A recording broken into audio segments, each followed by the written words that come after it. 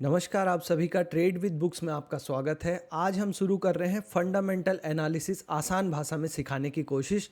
ये इसका पहला चैप्टर है जहां हम डिटेल में बात करेंगे कि मार्केट कैप क्या होता है और मार्केट कैप के चार यूजेस क्या हैं। आप चार तरह से मार्केट कैप को यूज़ कर सकते हो किसी भी स्टॉक का फंडामेंटल एनालिसिस करने के लिए।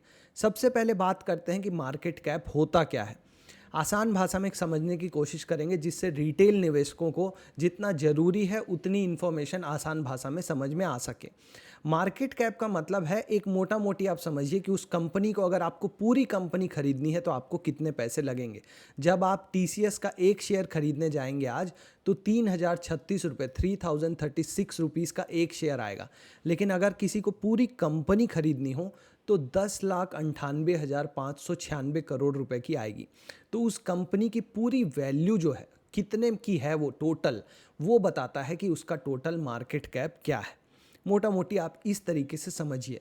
अब इससे बहुत सारे यूजेस हैं, इसके चार तो मैं इंपॉर्टेंट यूज़ आपको आसान भाषा में समझाऊंगा जो आप यूज़ ज़रूर करिएगा अगली बार जब भी आप कोई स्टॉक लेने वाले हों।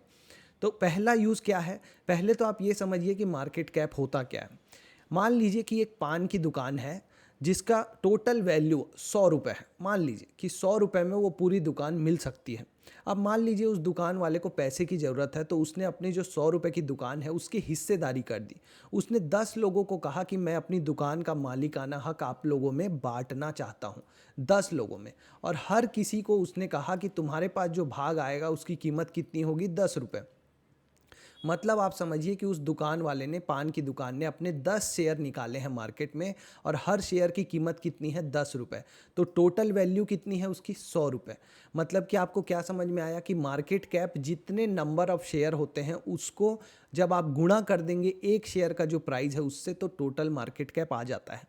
तो अब उसके एक शेयर की कीमत क्या हुई इस पान की दुकान की, 10 रुपये। लेकिन अगर उस पान की दुकान वाले ने 10 शेयर की जगह 100 शेयर निकाले होते, 100 शेयर, तो उस एक शेयर की कीमत क्या हो जाती, 1 रुपये। तब भी जाके लेकिन उसका टोटल मार्केट कैप क्या होता, 100 रुपये ही होता। अब शेयर की कीमत 1 रुपये है और पहले वाले केस में शेयर की कीमत 10 रुपये है। समझ लीजिए कि दो पान की दुकानें हैं, दोनों की टोटल कीमत 100 ही रुपये है। लेकिन एक पान वाले की दुकान की एक शेयर की कीमत 10 रुपये है, दूसरे वाले की 1 रुपये है। अब ज़्यादातर रिटेल वाले क्या धोखा खा जाएंगे कि 10 रुपये वाले जो शेयर वाले जो पान की दुकान है वो महंगी है और 1 रुपये वाली सस्ती है। लेकिन अब आप समझ गए होंगे कि दोनों की वैल्यू सेम है, शेयर का प्राइस से कोई ज़्यादा मतलब नहीं होता है। तो अब आपको समझ में आया कि शेयर मार्केट कैप क्या होता है। जितने उसके उस कंपनी ने जितने शेयर निकाले हुए हैं मार्केट में, उसको जब आप एक शेयर का जो प्राइस चल रहा है उससे जब आप गुणा कर देंगे तो जो नंबर आएगा वो उसका होता है मार्केट कैप। ठीक है। अब इससे बहुत सारे कंक्लूजन निकाल सकते हैं अपन सीखने के लिए, अपने काम के लिए। वो क्या है, वन बाय वन चलते हैं। तो सबसे पहले आप देखिए कि मार्केट कैप का मतलब जो मैंने अभी आपको बताया कि जितने कंपनी ने नंबर ऑफ शेयर्स निकाले हैं उसको जब आप गुणा कर देंगे शेयर प्राइस से तो मार्केट कैप आ जाता है। जैसे अभी के एग्जांपल में हमने देखा कि पान की दुकान के पास 10 शेयर थे और हर शेयर का प्राइस 10 रुपये था, तो उसका टोटल मार्केट कैप क्या हुआ, 100 रुपये। मतलब आज मैं 100 रुपये में उस पान की दुकान को पूरा खरीद सकता हूँ। लेकिन अगर उसी पान की दुकान वाले ने 100 शेयर निकाले होते तो उसको 1 रुपये रखना पड़ता अपने शेयर का प्राइस, क्योंकि उसका टोटल दुकान की कीमत तो 100 ही रुपये रहेगी। अगर वो 10 रुपये शेयर का प्राइस रख देगा तो 1,000 हो जाएगी, जितने की उसकी कीमत ही नहीं है उस दुकान की। तो ये जो कीमत होती है ना उस पूरे दुकान की, ये मैटर करती है, शेयर का प्राइस मैटर नहीं करता है। तो आइंदा से जब आप कभी भी बात करो ना कि 100 रुपये वाला शेयर महंगा है और 1,000 रुपये वाला, सॉरी 100 रुपये वाला सस्ता है और 1,000 वाला महंगा है, तो एक बार सोचिए कि मैं ऐसे कंपेयर नहीं कर सकता, मुझे मार्केट कैप देखना पड़ेगा कि मार्केट कैप किस कंपनी का बड़ा है। हो सकता है ये 100 रुपये का एक शेयर होने के बाद भी टोटल मार्केट कैप 1,00,000 करोड़ हो इस कंपनी का, और ये 1,000 रुपये का शेयर होने के बाद भी टोटल मार्केट कैप हो सकता है 10,000 करोड़ रुपये हो।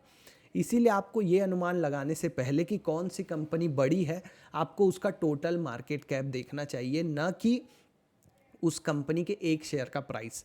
अब एक और बात समझिए, बहुत सी ऐसी कंपनी है जो अपने शेयर को स्प्लिट कर देती हैं, बांट देती हैं, तब उनके शेयर का प्राइस कम हो जाता है। जैसे अभी हाल ही में आपने देखा होगा बजाज फाइनेंस, जो लगभग 9,000 रुपये का एक शेयर हुआ करता था, उसने 1:10 स्प्लिट कर दिया, तो अब उस शेयर का कीमत कितना रह गया, 900 रुपये, क्योंकि टोटल मार्केट कैप नहीं आपका चेंज हो जाएगा स्प्लिट करने से। शेयर का प्राइस 10 भाग में बांट दिया तो एक शेयर का प्राइस 900। अब उन्होंने क्यों बांटा, क्योंकि जो रिटेल वाले हैं उनका मानसिकता ऐसा है कि 9,000 का शेयर है तो हम तो नहीं लेंगे, या होता भी नहीं लोगों के पास। लेकिन 900 रुपये होने से क्या होगा, उसमें लिक्विडिटी बढ़ेगी, लेन देन बढ़ेगा, लोग भी ज़्यादा इंटरेस्टेड होंगे उसमें इन्वेस्ट करने के लिए। इसीलिए कंपनियाँ अपने शेयर्स को स्प्लिट करती हैं, छोटे भाग में बांट देती हैं। ठीक है, जब कंपनी बोनस अनाउंस करती है, एक शेयर के पीछे दो, और ये सब भी इसी का हिस्सा होते हैं। ये तो आपको समझ में आ गया कि मार्केट कैप का सिंपल परिभाषा क्या है। लेकिन जो टफ वाली परिभाषा है, जो एक्चुअल इंपॉर्टेंस वाली परिभाषा है, वो ये है कि मार्केट कैप को एक और तरह से निकाला जाता है कि वो कंपनी कितना कमा रही है और उसका पी रेशियो कितना है। ये बहुत ही इंपॉर्टेंट है। कैसे, मान लो वो पान की दुकान जो है वो 10 रुपये कमा रही है अपने एक शेयर के पीछे, ठीक है, और उसका जो उसके टोटल 10 रुपये कमा रही है, सॉरी एक शेयर के पीछे नहीं, टोटल 10 रुपये कमा रही है एक साल में। एक साल में पान की दुकान 10 रुपये कमा रही है, मान के चलिए। और अगर उसको आप 10 का पी देते हैं तो उसका मार्केट प्राइस क्या हो जाएगा, 100। यही है एक्चुअल कॉन्सेप्ट। इसको आप समझ गए तो आपकी स्टॉक मार्केट की जर्नी पूरी बिल्कुल बिंदास हो जाएगी। अब इस 10 रुपये को आप 10 करोड़ बना दीजिए। क्या बना दीजिए, 10 करोड़, क्योंकि 10 रुपये तो नहीं कमाएगा। मान लो कोई कंपनी है जो 10 करोड़ कमा रही है और स्टॉक मार्केट में लोग उसको 10 का पी दे रहे हैं, मतलब उसको लग रहा है लोगों को 10 के पी मतलब अगले 10 साल के लिए हम इस पे भरोसा कर सकते हैं कि ये हर साल 10 करोड़ कमाएगी, तो लोग उसको 100 करोड़ का मार्केट कैप दे देते हैं, मतलब 100 करोड़ का मार्केट कैप मिलता है उस कंपनी को। लेकिन अगर ये कंपनी अगले साल, अभी तक हम ये समझ रहे हैं कि 10 करोड़ अगले 10 साल तक कमाएगी। अगर समझ लीजिए इस कंपनी ने बहुत अच्छा परफॉर्म किया, इसके जो सीईओ हैं वो बहुत अच्छा काम कर रहे हैं, इस कंपनी ने अपनी एफिशिएंसी बढ़ाई, आरओई आरओसी बढ़ाया, अपना सब कुछ अपना अच्छे से करके अपना जो प्रॉफिट है वो अचानक से 15 करोड़ कर दिया। अगले साल क्या हो गया, 50% का प्रॉफिट बढ़ के 15 करोड़ हो गया। अब लोगों को लगेगा कि जब ये कंपनी इस साल 50% से ग्रोथ की है अपने प्रॉफिट में, तो अगले साल हो सकता है ये प्रॉफिट 20 करोड़ हो जाए, 25 करोड़ हो जाए, उसके अगले साल 30 करोड़ हो जाए। इस होप में अब लोग इसको ज़्यादा पी देने लगते हैं। ये जो 10 का पी है ये सीधा क्या हो जाता है, 20 का पी हो जाता है, और इसका मार्केट कैप हो जाता है 300 करोड़। मतलब यहाँ पे कंपनी 100 करोड़ से कितनी हो गई, 300 करोड़। इसी को बोलते हैं 3x हो गई, मतलब मल्टी बैगर हो गई, 3 गुना हो गई। तो शेयर का प्राइस नहीं बढ़ता है, मार्केट कैप बढ़ता है। अब मार्केट कैप जब बढ़ेगा तो शेयर का प्राइस अपने आप बढ़ जाएगा। अब आप समझ में आ रहा है ना, शेयर तो अभी भी पान की दुकान के पास 10 ही हैं। पहले उसकी टोटल वैल्यू 100 रुपये थी, तो एक शेयर का दाम कितना था, 10 रुपये। अब उसकी टोटल वैल्यू 300 रुपये हो गई, बिकॉज उसका प्रॉफिट बढ़ गया। शेयर तो अभी भी 10 ही हैं, लेकिन उसके एक शेयर का प्राइस क्या हो गया, अब 30 रुपये हो गया। तो यहाँ से शेयर भी 3 गुना हो गया। शेयर 3 गुना अपने से नहीं हुआ, कहाँ से हुआ, मार्केट कैप के बढ़ने से हुआ। मार्केट कैप क्यों बढ़ा, क्योंकि उसका पी रेशियो बढ़ा दिया मार्केट ने। पी रेशियो क्यों बढ़ाया रिटेल की पब्लिक ने, क्योंकि उसका प्रॉफिट बढ़ा दिया। किसने बढ़ाया, कंपनी ने, अपना अच्छा परफॉर्म करके। अब उल्टा सोचिए, अगर उस कंपनी का प्रॉफिट नहीं बढ़ रहा है या तो नीचे गिर रहा है, घट रहा है, तो इसका पी रेशियो मार्केट पिटाई करके नीचे ले आएगा। पी रेशियो पिटाई करके नीचे क्यों ले आएगा, पी रेशियो होता क्या है कि आने वाले 10 साल के लिए हम कंपनी पे भरोसा कर रहे हैं कि 10 साल तक तुम सेम कमाओगे, तब जाके हमारा पैसा हमें वापस मिलेगा। तो अगर कंपनी अच्छा परफॉर्म नहीं करती है तो पी रेशियो नीचे गिरने लगता है, इसी को बोलते हैं पी कॉन्ट्रैक्शन। और जब अच्छा करती है कंपनी, जब उसके प्रॉफिट बढ़ते हैं तो पी एक्सपेंशन होता है, एक्सपैंड होता है, पी बढ़ता है 10 से 20, 20 से 30, 30 से 50। और जब ये दोनों चीज़ें बढ़ती हैं, ईपीएस भी बढ़ता है और पी भी बढ़ता है, तो शेयर मल्टी बैगर हो जाता है। जितने भी अभी तक मल्टी बैगर आपने देखे हैं वहाँ यही होता है, उसका अर्निंग उसका अर्निंग आपका हर साल बढ़ते जाता है और उसका जो पी रेशियो है वो भी बढ़ते जाता है। अब मान लीजिए अर्निंग 4 गुना बढ़ी और पी रेशियो भी 4 गुना बढ़ा, तो जो टोटल कंपनी है वो 16 गुना बढ़ जाती है, शेयर का प्राइस भी 16 गुना बढ़ जाता है। जैसे ही अर्निंग गिरने लगती है, पी रेशियो भी गिरने लगता है और शेयर धड़ाम से गिर जाता है। इसीलिए बोला जाता है कि हमेशा अर्निंग देखो कि बढ़ रही है कि नहीं कंपनी, क्वार्टरली में देखो, हर तिमाही में देखो, हर साल देखो उसके screener.in पे कि उसकी अर्निंग बढ़ रही है कि नहीं। और मार्केट कैप तभी बढ़ेगा जब ये अर्निंग बढ़ेगी, तो मार्केट उसका पी बढ़ा देगा। तो आप हमेशा देखिए कि किसी कंपनी का अर्निंग बढ़ रहा है क्या, पी रेशियो भी बढ़ेगा तभी उसका, तो इसीलिए अर्निंग इंपॉर्टेंट है। तो मार्केट कैप में आपको क्या देखना है, अर्निंग इंटू पी, ये होता है मार्केट कैप असली। अब ये तो हो गई दूसरी बात। अब तीसरी बात देखते हैं कि एक्सपेक्टेशन क्या करनी चाहिए मार्केट कैप से। अब ये बहुत ही इंपॉर्टेंट चीज़ है कि मल्टी बैगर हो सकता है क्या आपका स्टॉक, ये आपको मार्केट कैप देख के ही पता चल जाता है। कैसे, आपकी जो एक्सपेक्टेशन है वो लिमिट में होनी चाहिए मार्केट कैप देख के। यहाँ एग्जांपल से समझते हैं। मैंने अभी आपको बताया कि अगर किसी शेयर को 10 गुना होना है तो पहले उसके मार्केट कैप को 10 गुना होना पड़ेगा, तभी जाके ये शेयर भी 10 गुना होगा। अब आज अगर आप TCS ले रहे हैं 3,000 रुपये में और आप सोच रहे हैं कि अगले 5 साल में ये शेयर 30,000 हो जाएगा, मान लीजिए आपकी एक्सपेक्टेशन है कि ये 10 गुना हो जाएगा 3,000 से 30,000, तो मेरा जो 1 लाख रुपए मैं इन्वेस्ट कर रहा हूँ वो भी 10 लाख हो जाएगा, 10 गुना हो जाएगा। लेकिन उसको सोचने से पहले आप एक बार ये सोच लीजिए कि ये मार्केट कैप 10 गुना हो सकता है क्या अगले 5 साल में। 10 गुना मतलब 10 लाख करोड़ से 100 लाख करोड़ की कंपनी, कितने की, 100 लाख करोड़ की कंपनी बन सकता है क्या TCS अगले 5 साल में। तब आप सोचिएगा कि ये जो 3,000 का प्राइस है ये 30,000 होगा। अब आपको समझ में आया कि जब आप सोच लेते हैं कि जोमेटो जो अभी 200 रुपये का है वो 2,000 हो जाएगा, आप गली मोहल्ले में कहीं भी खड़े होकर आप सुनते होंगे 200 का जोमेटो 2,000 हो जाएगा। आप एक बार सोचिए कि जो 2 लाख करोड़ की कंपनी है जोमेटो, क्या वो 20 लाख करोड़ की कंपनी हो जाएगी। इंडिया में कोई 20 लाख करोड़ की कंपनी है क्या, अगर है तो उससे कंपेयर कीजिए कि क्या जोमेटो वहाँ तक पहुँच सकता है। अगर नहीं तो आपका शेयर भी 200 से 2,000 नहीं होगा, या जितना समय जोमेटो को 2 लाख से 20 लाख करोड़ की कंपनी बनने में लगेगा उतना ही समय लगेगा आपके शेयर के प्राइस को भी 200 से 2,000 होने में।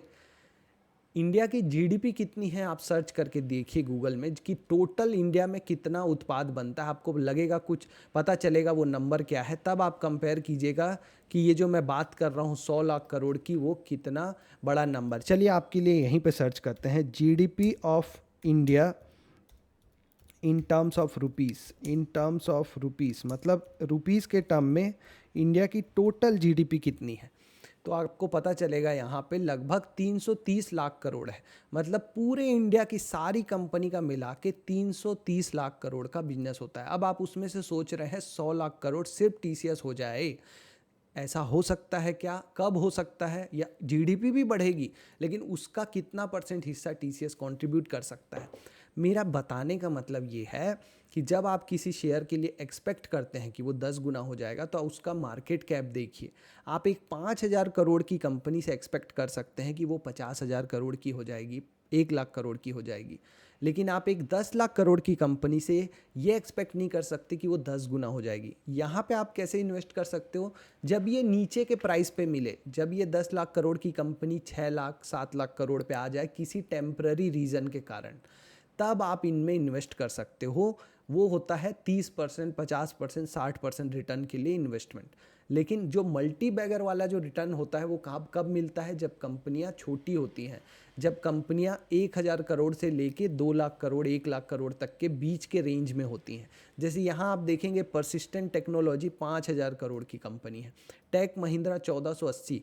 अब ये 1480 करोड़ की कंपनी के लिए 1480 के लिए 1,400 से 14,000 बनने का जो सफ़र होगा, अगर ये कंपनी बहुत अच्छा परफॉर्म करे, इसके ROE ROC के नंबर अपनी टॉप कंपनी के जैसे हो जाएं तो बहुत आसान होगा। जब छोटा होता है नंबर, जब बेस छोटा होता है तो बढ़ना आसान है, लेकिन जब बहुत बड़ी हो जाती है कंपनी तो और कस्टमर कहाँ से लाओगे। अब जोमेटो इंडिया में और कितने ही लोगों को, मतलब एक अभी ग्रो कर रहा है, एक टाइम के बाद और कितने ही लोगों को सर्व करेगा, ऐसे आप सोचना चालू कीजिए, तभी आपको पता चलेगा कि कोई कंपनी मल्टी बैगर हो सकती है कि नहीं, उसके जो प्रोडक्ट है क्या उसमें और दम है कि वो 10 गुना ऊपर तक चला जाए। ये हो गई तीसरी बात कि आपका एक्सपेक्टेशन मार्केट कैप देख के बनता है। चौथी और लास्ट बात ये है कि लीडर से कंपेयर कीजिए। अब यहाँ पे देखिए ये आईटी सेक्टर की कंपनियाँ हैं, मोटी मोटी कंपनियाँ। अब यहाँ पे पहले नंबर पे जो लीडर है वो लीडर कैसे डिसाइड होगा? जिसका सबसे बड़ा मार्केट कैप है। टीसीएस का मार्केट कैप है 10 लाख करोड़, इन्फोसिस का मार्केट कैप है 5,91,000 करोड़, एचसीएल का 4 लाख करोड़, विप्रो का 2.5 लाख करोड़।